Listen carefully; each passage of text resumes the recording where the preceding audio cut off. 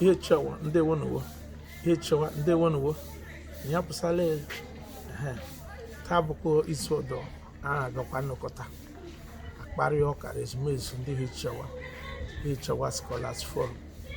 Taa a nwụrụ nwaanyị all the way from University of Pretoria, South Africa. Our son, Dr. Uchenna Ogbonna, is going to kwuara okwu ihe gbasara drawing a balance between religion and culture in Hichewa. Je mepenye anyị abana na platform anyị akparị ya so that mara ma ebe onye religion onwere yara culture ndị Hichewa jiri nwekọta ihe jikọta onwe ihe sere o ji nwe akụziara anyị taa. Achọrọ m ikwu ndị enyi gị nwunye gị ndị oge anyị bọbụlụ na wee join anyị this platform Facebook, anọkwa ha Instagram, anọhụ YouTube, anọhụ Telegram, anọkwa ha Twitter. This platform ma WhatsApp.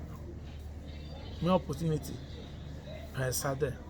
Nye your own comments about the Hichewa ma kọbụlụ mmege ogari nkọma Hichewa mama no wo